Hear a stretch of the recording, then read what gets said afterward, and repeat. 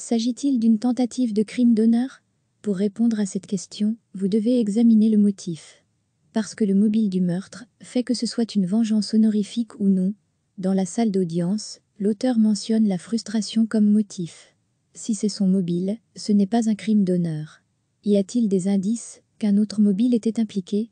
Voici l'histoire, pour autant qu'elle soit connue. Tolunet est en formation pour devenir coiffeur.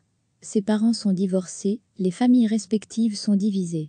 C'est pourquoi il y a des disputes à l'approche du mariage du cousin de Tolunet à Bassaudan, qui doit venir au mariage de Tolunet. Tolunet y va malgré les bagarres. Là, où il rencontre l'ami de sa sœur, Anthony C. il le poignarde. S'il le fait par frustration, ce n'est pas une tentative de crime d'honneur. S'il le fait, parce que son père désapprouve la relation de sa fille avec la victime, l'affaire n'est pas aussi claire. Il est tout à fait possible que le père ait pressé son fils, parce que soudain Tolunet crie « Je vais poignarder le fils de pute » et se lâche sur Anthony. Il était un candidat politique germano-pakistanais et un chrétien. La famille de l'agresseur est musulmane de Turquie. Tolunet se distingue en captivité parce qu'il rugit et se maudit de ne pas avoir tué Antoine. En janvier 2016, le procès débutera au tribunal de grande instance de Francfort-sur-le-Main.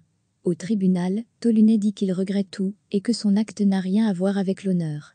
Il s'inquiétait seulement pour son père. C'est peut-être vrai, mais la question reste pourquoi il ne s'en est pas pris à son père. La prochaine conférence, cependant, est également concevable. Peut-être que l'agresseur essayait de regagner le respect de son père. Le père a peut-être suggéré qu'Anthony soit assassiné. Alors ce serait certainement une tentative de meurtre d'honneur.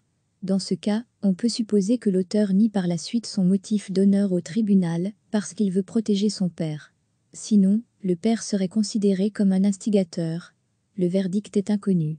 Merci de regarder cette vidéo et de nous aider à constituer une vaste base de données contenant des histoires sur les crimes d'honneur.